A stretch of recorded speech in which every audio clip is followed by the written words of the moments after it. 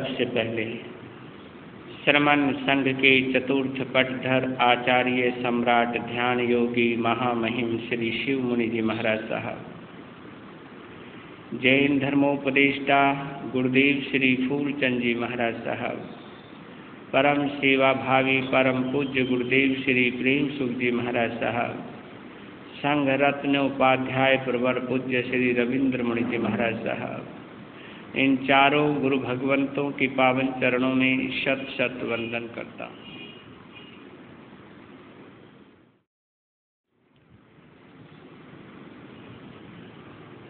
हमारे दोनों प्रिय मुनिराज एवं उपस्थित धर्म प्रेमी बंधुओं,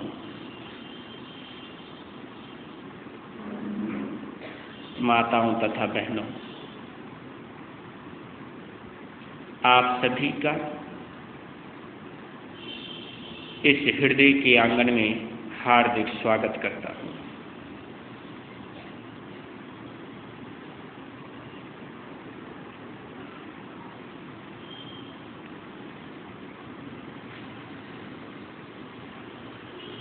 आज से आपके समक्ष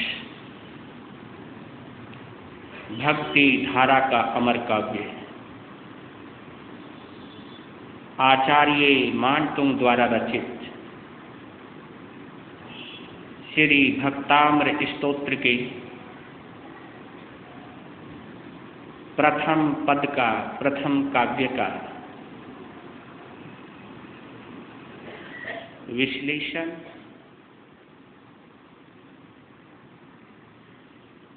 प्रारंभ कर रहा हूं। उससे पहले भावपूर्ण दशा में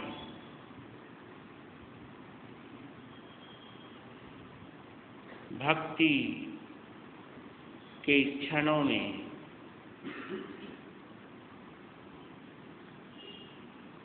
भक्ताम्र स्तोत्र के कण कण में बसे सजे समाये हुए भगवान आदिनाथ को प्रणाम करें। बोलिए आदिनाथ भगवान की। प्रथम श्लोक का उच्चारण। भक्ता मरा प्रणत मौलिमणि प्रधाना मोद्यो तकं दलित पाप तमो वितानम सम्यक प्रणम्य जिन पाद युगम युगादा वालम वनम भौजले पतितां जनानां वालम वनम भौजले पतितां जनानां।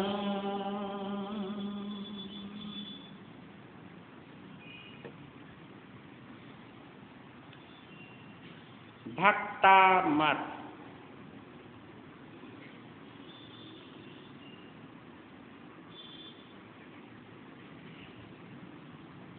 दो शब्दों का जोड़ है ये। भक्त जमा अमर, दोनों को जोड़ के बना भक्तामर।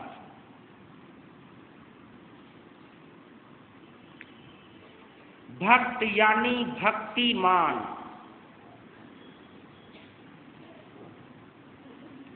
भक्त यानी भक्ति से जुड़ा हुआ,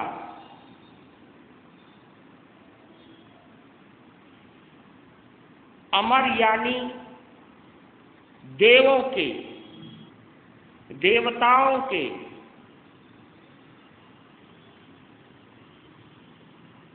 यानी भक्ति युक्त, भक्तिपूर्ण देवताओं के प्राणत मौली मणि प्रभाना। प्राणत, प्राणत कहते हैं झुके हुए, प्राणत विशेष रूप से झुके हुए, प्राणत यानी भक्ति में झुके हुए। दुनियावी स्वार्थ की पूर्ति के लिए झुकना अलग है, लेकिन भक्ति में भगवान के समक्ष झुकना वो बिल्कुल अलग मायने रखता है, अलग महत्व रखता है।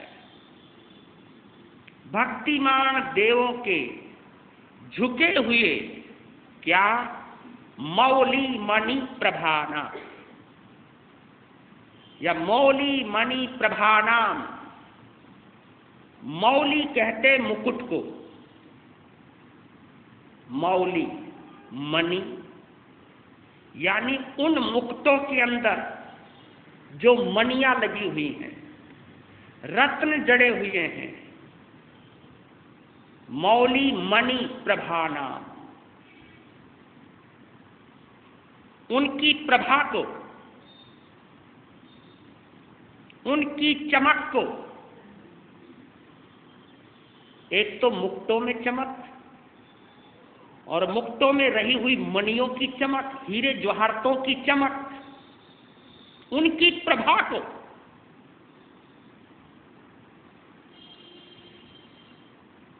उद्योतकम, उद्योतकम जो मुद्योतकम है, ये प्रभा नाम जमा उद्योतकम। उद्योतकम यानी उद्योत करने वाले, यानी प्रकाशित करने वाले। उन मुक्तों की मणियों को और भी चमक देने वाले, और भी प्रकाशित करने वाले, और भी वैदित्यमान करने वाले। और हे प्रभु, पाप तमो वितानम, ये बड़े गहरे शब्द हैं। पाप तमो वितानम, पाप तम यानी पाप रूपी अंधकार को, या पाप रूपी अंधकार के विस्तार को, या यूं कहूं पाप रूपी अंधेरे को। ये ज्यादा आसान शब्द है। पाप तमो वितानम, वितान कहते हैं विस्तार को, जब फैला हुआ हो। और ये भी आप याद रखना, पाप जो है वो अंधेरे का प्रतीक है, और पुण्य जो है वो उजाले का प्रतीक है। पुण्य उजाले का प्रतीक है और पाप अंधेरे का प्रतीक है। पाप तमो वितानम, पुण्य का प्रकाश होता है और पाप का अंधेरा होता है। पाप रूपी अंधकार के विस्तार को दलित, दलित पाप तमो वितानम, दलित, दलित यानी दलना, दलित यानी नष्ट करना, दलित यानी नष्ट करना, दलित यानी समाप्त करना, दलित यानी उसका दलन करना।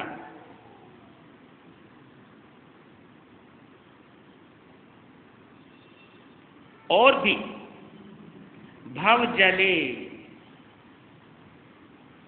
भव जले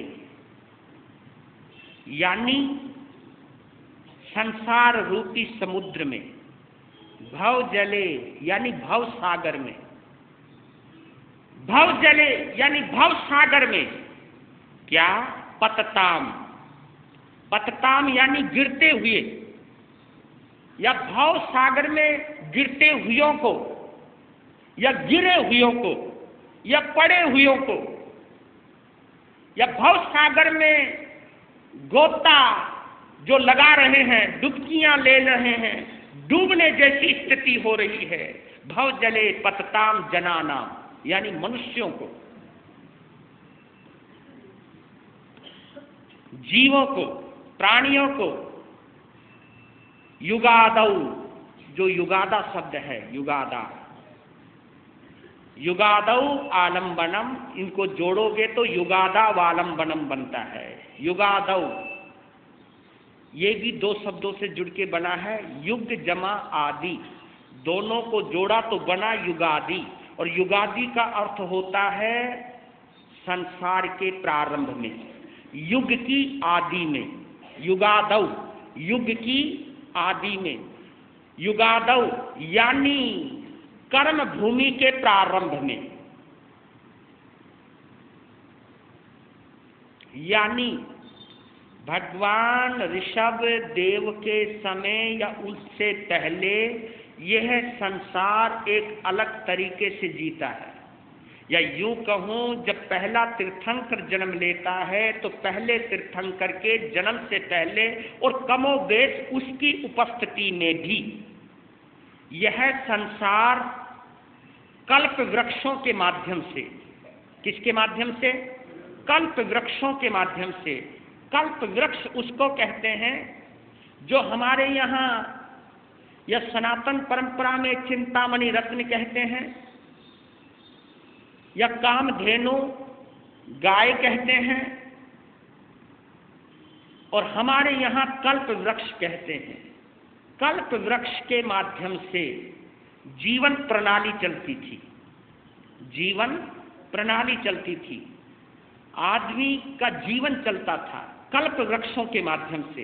कल्प वृक्ष कौन से वृक्ष? जिन वृक्षों के नीचे जाकर के, जिन वृक्षों के नीचे खड़े होकर के जो चाहे या जो चाहो वो मिल जाए, भोजन की जरूरत भोजन मिल जाए, पानी की जरूरत पानी मिल जाए, कल्प वृक्षों के माध्यम से जीवन चलता था। यानी उस वक्त किसी को कमाने की जरूरत नहीं थी, किसी को मेहनत करने की जरूरत नहीं थी।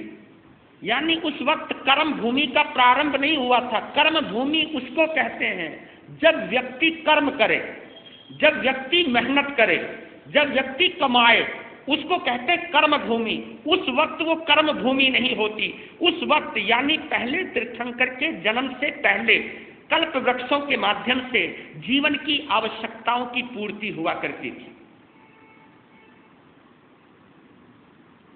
उस वक्त कोई लड़ाई झगड़ा होता ही नहीं था। उस वक्त के जीवों में कसाई की मात्रा होती नहीं, लूटने खसोटने की भावना होती नहीं, क्योंकि जो आवश्यकता थी वो सभी के लिए कल्प वृक्षों के द्वारा पूरी हो जाती थी। और कल्प वृक्ष सभी के आंगन में लगे रहते थे, सभी के पास होते थे, जाते थे, उन्हें मकान चाहिए मकान मिलता था, सब चीजों की पूर्ति कल्प वृक्ष करता था। तो भगवान जब ऋषभ देव का जन्म हुआ, जब वो बड़े हुए तो कर्म भूमि का प्रारंभ होने जा रहा था। कल्प वृक्षों ने फल देने कम कर दिए, बंद नहीं किए, कम कर दिए। अब आवश्यकताएं जब पूरी नहीं होगी तो कुछ ना कुछ तो गड़बड़ होनी शुरू होगी। अब नजर जाने लगी दूसरों के कल्प वृक्षों पर, कहीं भाई हमारे वृक्ष ने तो फल देने कम कर दिए हैं, दूसरे के वृक्ष ज्यादा फल तो नहीं दे रहे। अब नजर जाने लगी, वहीं गड़बड़ शुरू हुई, जिसकी वजह से झगड़ा होने की संभावना थी। तो उस वक्त भगवान आदिनाथ, क्योंकि भगवान ऋषभदेव का एक नाम है भगवान आदिनाथ। आदिनाथ यानी आदि करने वाले, यानी शुरुआत करने वाले। किसकी? कर्म भूमि की। लोगों को अस्सी मसी और कृषि, अस्सी मसी और कृषि,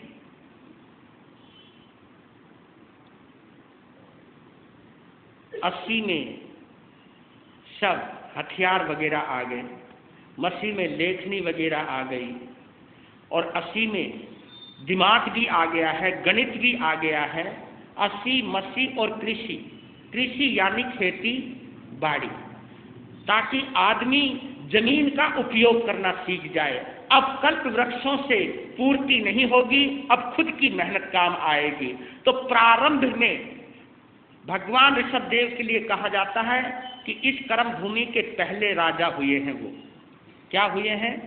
पहले राजा हुए हैं, और पहले ही संत हुए थे वो, और पहले ही तीर्थंकर हुए हैं वो, पहले ही सम्राट हुए और पहले ही अरिहंत हुए। ये ऐसा बोलते हैं युग की आदि में। आलम्बनम, आलम्बन यानी सहारा।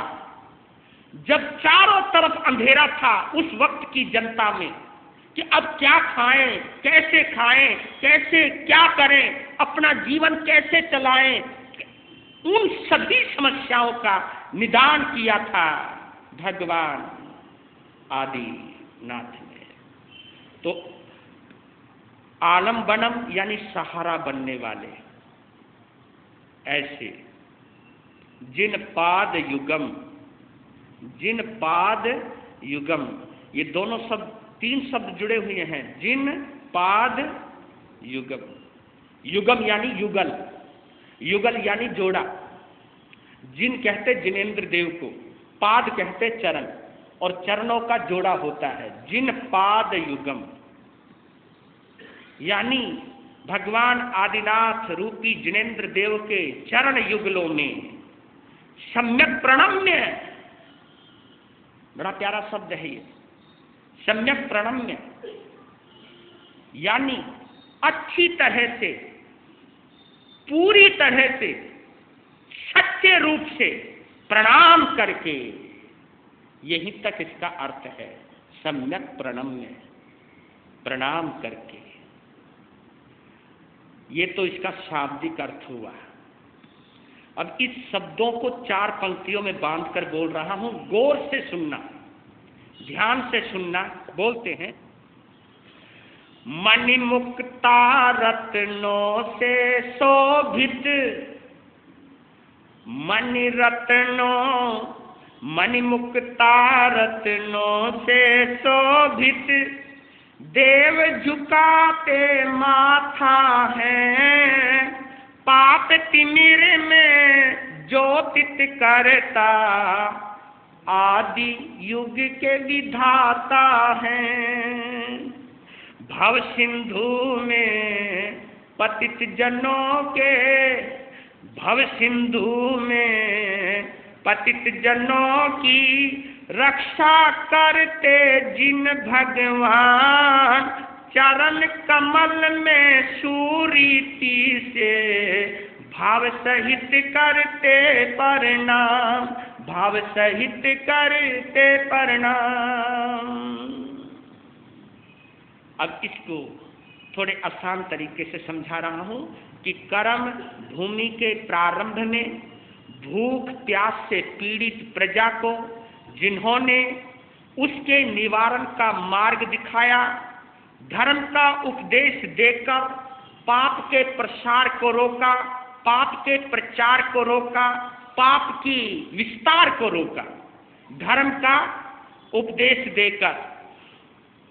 अतः इसलिए भक्ति युक्त देवों ने आकर के उनके चरणों में नमस्कार किया, और जिस वक्त चरणों में नमस्कार कर रहे हैं उस वक्त का दृश्य खींचा है आचार्य मानतु ने कि उस समय, जिस समय भगवान के चरणों में देवगण अपने परिवार के साथ, या इंद्र या सकेंद्र अपने देवी देवताओं के परिवार के साथ भगवान के चरणों में झुके हुए हैं, उस वक्त एक मिलन हो रहा है, उस वक्त एक संयोजना हो रही है, उस वक्त एक दृश्य दृश्यमान हो रहा है। कौन सा दृश्य? कि इधर देवताओं के मस्तक पर लगे हुए मुकुट और मुकुट में मणियां झुकी हुई हैं, और उधर भगवान के जो नाखून हैं, भगवान के जो नाखून हैं चरणों के, उनके नाखूनों में से एक ज्योत निकल रही है, उनके नाखूनों में से एक ज्योत निकल रही है, नाखूनों से निकलती हुई जोत का और झुके हुए मुक्तों में समाई हुई मणियों का जब मिलन हो रहा है तो उस वक्त झिलमिलाहट, चमचमाहट, दैदीप्यमान, क्योंकि जब दो चमकने वाली चीजें आपस में टकराती हैं उस वक्त क्या होता है, एक झिलमिलाहट होती है, एक चमक निकलती है। वो चमक निकल रही है वहां पर और वो दृश्य देखने ही वाला है, लुभाने वाला है।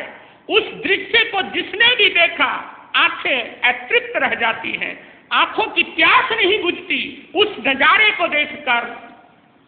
और वो कितने पुण्यवान होंगे जिन्होंने उस दृश्य को देखा होगा या उस दृश्य के साक्षी बने होंगे, इस नजारे को देखा होगा, इस नजारे को अपनी नजरों में समाया होगा, वो कितने पुण्यवान होंगे।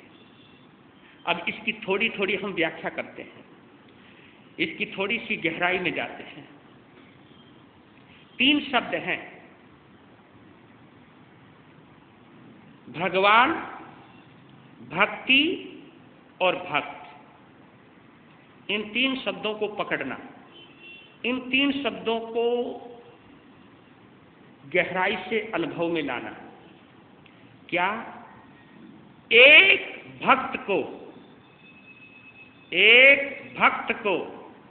भक्ति ही भगवान से जोड़ती है। एक भक्त को भक्ति ही भगवान से जोड़ती है, भगवान से मिलाती है, भगवान से या भगवान की अनुभूति कराती है या दिव्य आत्मा की अनुभूति कराती है। जब एक भक्त भक्ति में डूबता है, भक्ति सागर में उतरता है, भक्ति में निमग्न होता है, सबसे पहले भगवान की उपस्थिति में उस नजारे को देखने वाला वो हो गया दर्शक, और दर्शक ही बाद में भक्त बनेगा। क्योंकि जब ऐसे दिव्य दृश्य को देखता है तो आंखों में एक चमक आती है, दिल में एक गुदगुदाहट आती है, और वो गुदगुदाहट उस अनमोल दृश्य की ओर खींचती है। जो खींच रही है वो भक्ति बन जाती है, जो खींच रहा है वो भक्त बन जाता है, और जो खींच रहा है अपनी ओर वो भगवान बन जाता है। ये तीनों जुड़े हुए हैं। दर्शक जब भक्त बनता है, दर्शक को भक्त बनाने वाली है भक्ति। और भक्ति कब पैदा हुई? जब एक दिव्य आत्मा, महान आत्मा, दिव्य पुरुष की दिव्यता, भव्यता जब आंखों को छूती है, आंखों के जरिए मन में उतरती है, रोम रोम में बसती है, फिर सब कुछ भूल जाता है, वो उसी में ही डूब जाता है। इसका नजारा कोई भाग्यवान लेता है।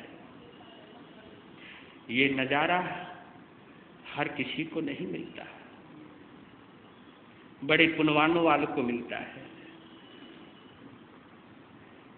और इसका जवाब आपको आपके द्वारा ही मिलेगा। हमें ये विचार करना होगा कि हम असल में भक्त किसके हैं।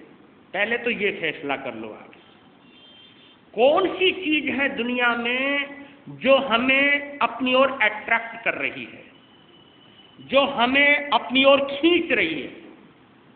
ये विचार आपको करना होगा।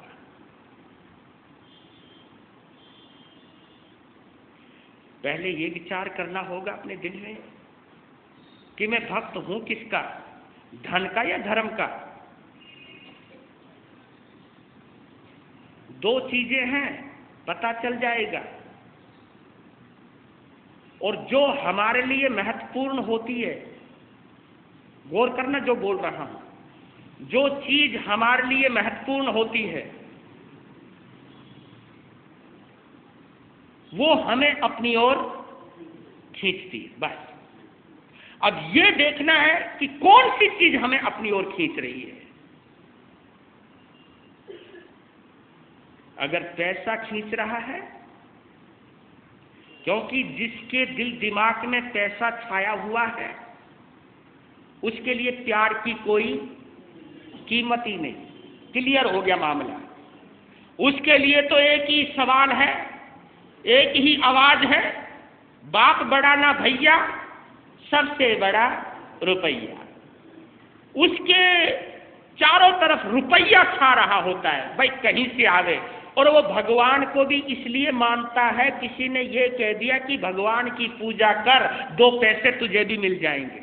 उन्होंने कहा है भगवान की पूजा करने से पैसे मिलते हैं? ले भाई कोई बात नहीं, भगवान की पूजा करेंगे अब। यानी वो भगवान को भगवान के लिए नहीं पूज रहा, वो भगवान की भी अगर पूजा कर रहा है तो किसके लिए? हाँ, पैसे के लिए, दुनियावी सुखों के लिए, दुनियावी स्वार्थों की पूर्ति के लिए वो भगवान की पूजा कर रहा है। इसलिए भगवान तो दूसरे नंबर पर है, भगवान तो उस खुशी को पाने का एक माध्यम है। तो उसने सोचा कि अगर भगवान के माध्यम से, भक्ति के माध्यम से या किसी देवी देवताओं के माध्यम से अगर ये चीजें मिलती है तो क्या हर्ज है, हम कर लेते हैं, इसकी पूजा कर लेते हैं। तो वहां लक्ष्य जो है वो परमात्मा नहीं है, पैसा है। भगवान दोयम दर्जे का है, दूसरे दर्जे का है। इसलिए कभी कभी लगता है लोग अपने स्वार्थ में राम को भी रामू बना देते हैं। मैंने क्या बोला? राम को भी, हाँ रामू समझ गए ना? ओ रामू ला 1 गिलास पानी ला, रामू चल झाड़ू लगा। तो कभी कभी तुम्हें नहीं लगता कि भगवान को कहते ए भगवान चल मेरा ये काम कर, चल मेरी दुकान चला, चल मेरी शादी करवा, चल बच्चे पैदा करवा। कमाल की बात है, भगवान से वो चीजें मांग रहे हो जो दुनियावी चीजें हैं। तो ये सोचता है परमात्मा, पहले भगवान भी देखता होगा या आपकी आत्मा भी देखती होगी कि मैं यहां किसी स्वार्थ की पूर्ति के लिए आया हूं या आनंद से भरने के लिए आया हूं। जिसके लिए दौलत महत्वपूर्ण है उसके लिए दिल की कोई कीमत नहीं। और एक अनुभवी ने गारंटी के साथ कही है ये बात, गौर करना जो बोलने जा रहा हूं। एक अनुभवी ने गारंटी के साथ ये बात कही है कि जिस दिन हमारा प्यार, हमारा प्रेम भगवान या धर्म के प्रति उतना ही हो जाएगा जितना प्यार, जितना प्रेम हमें पैसों के प्रति है या स्वार्थ के प्रति है या सम्मान के प्रति है। उतना ही प्यार जब हो जाएगा तो भगवान तो खुद चल के तुम्हारे पास आएगा। एक बार महसूस करो। मैं कभी कभी कहता हूं आपको तो भगवान से उतना भी प्यार नहीं है जितना प्यार एक पति को अपनी पत्नी से होता है, उतना भी प्यार नहीं है। कुछ भी बोलो आपको उतना भी प्यार नहीं है जितनी एक पत्नी को अपने पति से है या माँ बाप को अपने बच्चों से है। उतना भी प्यार भगवान के प्रति नहीं है, उतना भी प्यार। आप क्या बात कर रहे हो? आप किस करिश्मे की कल्पना कर रहे हो? किस करिश्मे की चाहना कर रहे हो? तुम्हें जितना प्यार अपने शरीर से है उतना प्यार तो तुम्हें भगवान के प्रति भी नहीं है। शरीर भी आ गया है, क्योंकि बच्चों से बढ़कर प्यार या अपनी पत्नी से, रिश्तेदारों से भी बढ़कर के प्यार अपने शरीर पर भी आ जाता है। और कई लोग तो पैसे के लिए इतना मरते हैं, उनके लिए कहावत आती है चमड़ी जाए दमड़ी ना जाए। अब बोलो उनके लिए भगवान तो वही है, दौलत ही भगवान है उनके लिए, तो सच्ची दौलत है। तो जिनको जिसकी तरफ होती है, क्योंकि आपने देखा होगा जब हम बाजार से गुजरते हैं, रास्ते से गुजरते हैं, हम किस चीज को ढूंढते हैं? हर व्यक्ति अपनी अपनी चाहत को ढूंढता है, हर व्यक्ति अपनी अपनी तमन्नाओं को ढूंढता है। अगर कोई प्यासा व्यक्ति है, प्यास के मारे मर रहा है, तो उसे कुछ भी नजर नहीं आएगा। उसे क्या नजर आएगा? पानी, वो पानी को ढूंढेगा, कहां से पानी मिल जाए, क्योंकि पानी पर ही उसकी जिंदगी अटकी हुई है, पानी से ही उसकी जिंदगी सिमटी हुई है और वो पानी को ही ढूंढता है, उसे कुछ नजर नहीं आता है।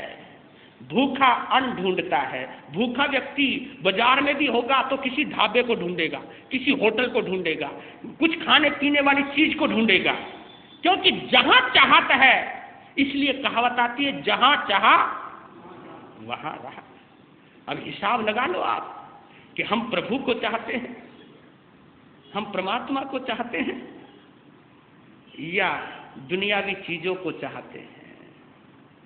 लोग ईमान बेच देते हैं कुछ चंद चीजों के लिए। इसलिए आप गौर करना कि कहीं हमने अपनी जिंदगी में ये भूल तो नहीं की कि हमने मित्र को तो धक्का दे दिया, चल निकल, जो आपका वफादार था उसको तो आपने धक्का दे दिया, और जो बेईमान था, जो दगाबाज था, जो शत्रु था, उसको आपने अपने घर में रख लिया या गले से लगा लिया। तो आप सोचना, जरा विचार करना कि कभी कभी हम गलत फहमी में मित्र को तो दगाबाज समझ लेते हैं और दगाबाज को हम अपना मित्र समझ लेते हैं। तो जो पाप है वो दगाबाज है, जो पाप है वो दुख ही देगा। और पाप शुरू में अच्छा लगता है, पाप शुरू में चमकीला लगता है, पाप करते करते अच्छा लगता है, लेकिन जब पाप का फल भुगतना पड़ता है तब पता चलता है कि ओह, जो चीज बड़ी चमकदार थी, जो बड़ी सजीली थी, बाहर का जो कलेवर था बड़ा सजीला था, मुझे नहीं पता था कि इसके अंदर इतनी कड़वाहट होगी, इसमें इतना जहर होगा। हमारे शास्त्रों में एक किम्पाक फल का वर्णन आता है। किसका? किम्पाक फल, जो दिखने में बड़ा खूबसूरत होता है। किम्पाक दिखने में बड़ा खूबसूरत होता है और जो सूंघने में भी बड़ा खूबसूरत होता है, जिसकी सुगंध भी बड़ी सुंदर होती है, लुभावनी होती है, जिसकी आकृति भी बड़ी लुभावनी होती है। लेकिन किम्पाक फल जब हम खाते हैं तो वो फल आदमी की जिंदगी को खतरे में डाल देता है। पाप हमें सुहावना लगता है शुरू में, लेकिन जब इसका परिणाम भुगतना पड़ता है, एक कहावत आती ना, कोई बढ़िया सी चीज हो खाने में बड़ी अच्छी लगती है, लेकिन जब वो चीज अंदर जाकर के आपके शरीर में रिएक्शन करेगी या गलत प्रभाव छोड़ेगी, तब पता चल रहा है तेरा भला हो, ये खाने में बड़ी अच्छी थी पर लेकिन इसका परिणाम बुरा निकला। माया और माया का अर्थ है जो है ही नहीं। माँ कहते नहीं, यानी जो है ही नहीं। अगर माया शब्द का तुम अर्थ करोगे तो माया शब्द में ही उसका अर्थ समाया हुआ है। माया यानी जो है ही नहीं। तुम चाहे कितना भी इकट्ठा कर लो, वक्त पर ये काम आने वाली, वक्त पर काम नहीं आएगी। कभी कभी ऐसा होता है कि हमारे पास सब कुछ होता है लेकिन हम दुर्घटनाओं को नहीं टाल पाते। तब पता चलता है कि सब कुछ होते हुए भी मैं निराश्रित रहा, असहाय रहा, कुछ भी नहीं कर पाया। तब पता चलता है कि जिन चीजों के लिए, क्योंकि सिकंदर भी बड़ा पछताया था, सिकंदर भी बड़ा पछताया था, क्योंकि उसने दौलत के लिए दिन रात एक कर दिया था, खजाना भर लिया था उसने। उसे विश्वास था कि वक्त पर ये सब चीज मेरे काम आने वाली है। जिस समय विश्व विजेता बनकर के सिकंदर वापिस लौट रहा था तो वो अपनी मां को एक वचन देकर आया था। वो जब वो विश्व विजेता बनने के लिए चला था तो उसकी मां ने कहा था कि बेटा, जब मैं मरने लगूं तो एक बार जरूर आना मेरे पास। तो मां उधर बीमार हुई, मां की बीमारी की सूचना मिली सिकंदर को, तो सिकंदर विश्व विजेता बनकर वापस लौट रहा था और मां से मिलन के बीच में केवल 10 किलोमीटर की दूरी रह गई थी, जब वो एकदम अचानक बीमार पड़ा। और बीमार इतना भयंकर पड़ा कि वो सवारी में भी सवारी नहीं कर सका, वो चल नहीं सका, सांस उखड़ने लगी, सांस घुटने लगा, उस वक्त सिकंदर ने हकीमों को कहा, इधर आओ, मैंने तुम्हें मुंह मांगा पैसा दिया है, जो तुमने चाहा मैंने वो दिया है। और उस वक्त कहा कि तुम्हारी किताबों में ये बात आती है कि तुम वो दवा बनाते हो कि मुर्दे में भी जान डाल देते हो। मुझे केवल थोड़ी देर के लिए जिंदा रख लो, मैं अपनी मां को दिया हुआ वचन पूरा करना चाहता हूं, मुझे मां तक पहुंचा दो, मुझे कोई ऐसी दवाई। जब हिसाब लगाया, नबज देखी, हकीम ने बोला, हे बादशाह, हे विश्व विजेता,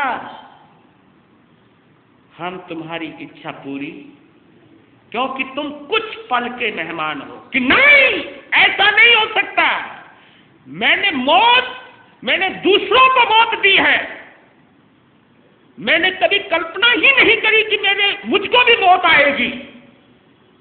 कहा कि इस घड़ी को टाला नहीं जा सकेगा। उस वक्त लक्ष्मी को भी कहा, सब दौलत मंगा ली, लक्ष्मी को कहा कि तेरे लिए मैंने क्या नहीं किया, तू 2 घड़ी की जिंदगी नहीं दे सकती।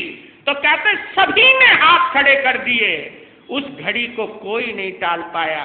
तब मरते मरते जब सिकंदर आखिरी हिचकी ले रहा था, उस वक्त सिकंदर ने यह कहा था कि बस दुनिया को एक तहजीब सिखा देना, दुनिया को एक शिक्षा दे देना, जब मैं मरूं, जब मेरा जनाजा निकाला जाए, उस वक्त मेरे दोनों हाथ कफन से बाहर कर देना, कफन से बाहर लटका करके ले जाना, ताकि दुनिया वालों को ये सीख मिल सके कि मैंने दुनिया को तो जीत लिया लेकिन मौत को नहीं जीत पाया। मैंने सब कुछ हासिल कर लिया, लेकिन मैं थोड़ी देर के लिए अपनी श्वासों को भी नहीं खरीद सका।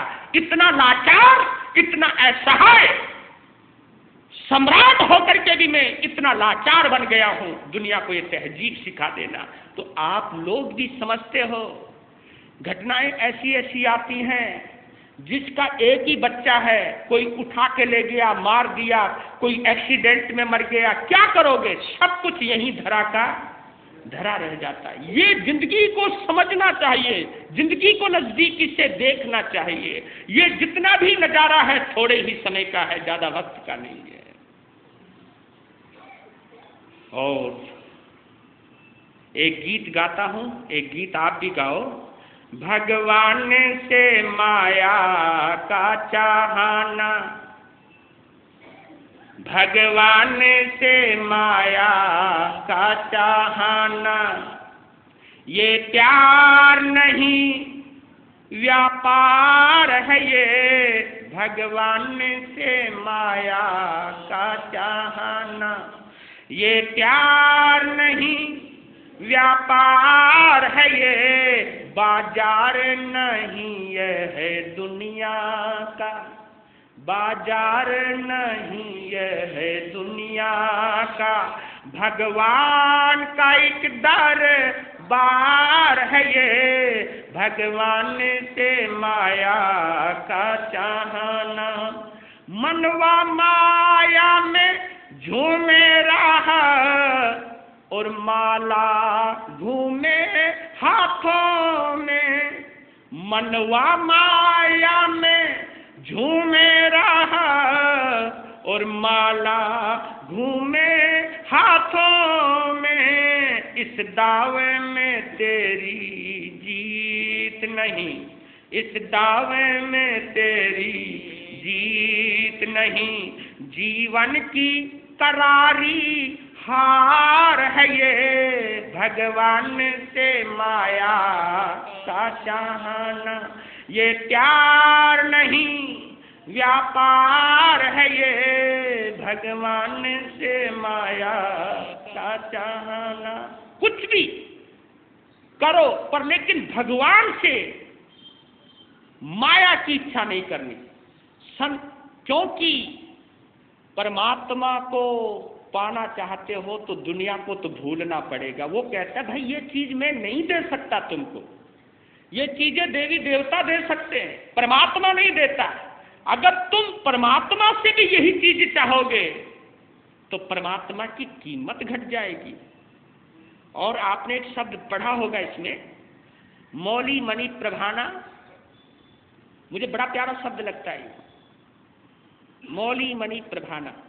इसकी गहराई में जाना, मणि चमकती है जब देवता भगवान के चरणों में प्रणाम करते हैं तो मणि चमकती है। तो इसका एक और भी गहरा अर्थ है, जो मणि है वो हमारी मति का प्रतीक है। किसका? मति। मति किसको कहते हैं? बुद्धि को।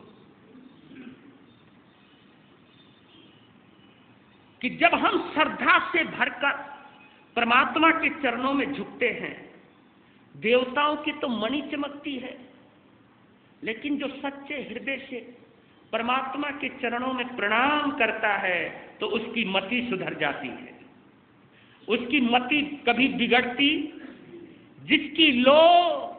जिसकी लगान अपने भगवान से लगी रहे तो उसकी मति कभी खराब, उसकी मति में कभी खुरापात नहीं आता। ये एक लक्षण है। यानी भक्त कौन? जिसकी मति अच्छी है। भक्त कौन? श्रद्धालु कौन? धर्मात्मा कौन?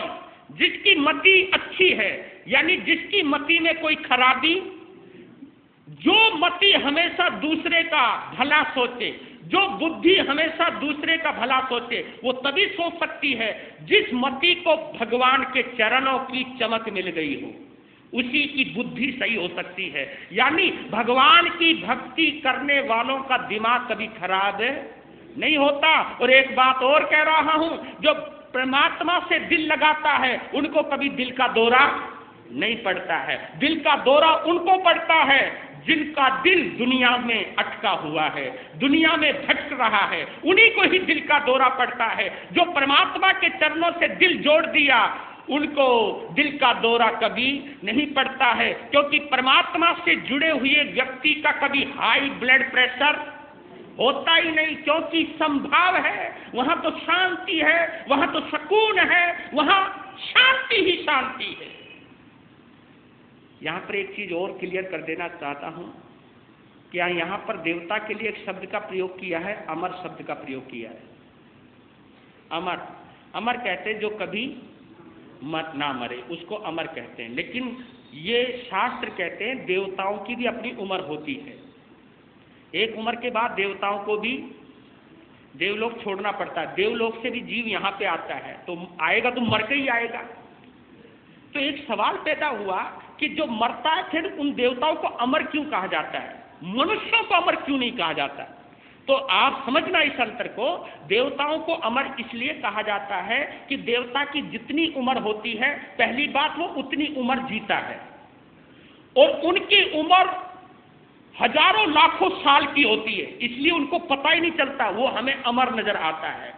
तीसरी बात यह है कि वो जब से जन्म लेते हैं और जब तक वो जीते हैं, जब तक वो मरते नहीं, तब तक वो कभी बीमार नहीं पड़ते। और हम मरने से पहले कई बार मर लेते, मरने से पहले कभी कभी ऐसे क्षण आते जब हम मौत के मुंह से आते हैं, कभी कभी ऐसी बीमारी घेर लेती है जब हम होपलेस हो जाते हैं कि अब तो बचना मुश्किल है। ये बीमारी, रोग, शोक देवी देवताओं को नहीं होते हैं, इसलिए उनको अमर कहा है। हमें मौत का हर पल हर क्षण डर बना रहता है, थोड़ी सी असावधानी हो जाए, सावधानी हट जाए, वही जिंदगी खतरे में पड़ जाती है, वहां ऐसी कोई बात नहीं है। इसलिए देवताओं को अमर कहा है। हमें अमर यूं नहीं कहा कि हम चारों तरफ मौत के बीच में जी रहे होते हैं, और उम्र भी कितनी थोड़ी सी उम्र है, अब तो 100 साल की भी उम्र रही नहीं। अब तो 60 साल की उम्र है और 60 साल के अंदर तुम देख लो, 60 साल में 30 साल तो रात में ही बीत जाते हैं, रात्रि में बीत जाते हैं, ले दे करके 30 साल की उम्र बची। और 30 साल के अंदर भी कभी किसी से मिल रहे हैं, कभी किसी से बिछुड़ रहे हैं, और कभी कोई बीमारी आ रही है, कभी कोई मुसीबत आ रही है, उस टेंशन में गुजर जाती है, तो जिंदगी हराम हो जाती है। तो आप सोचिए, कोशिश कीजिए सम्यक प्रणम्य, जब भगवान की आराधना करनी है तो सच्ची लगन से करें। और इस श्लोक का बड़ा अच्छा प्रभाव है। इस श्लोक का प्रतिदिन जाप करने वालों के लिए, अगर श्रद्धा के साथ इसका जाप करो, इसके बीज मंत्र का जाप करो, तो कई फल मिलेंगे। कभी वक्त आया तो मैं इसके बीज मंत्र पर भी कभी बात करूंगा, इसकी पूर्णाहुति के ऊपर। हर पद का एक एक बीज मंत्र है और बीज मंत्रों का अपना अपना प्रभाव होता है, और उस प्रभाव से प्रभावित आप भी हो सकते हो। ओम शांति। जो गम किसी को हमने दिए, वो गम भले का भला बुरे का बुरा नतीजा मिला करता है, कर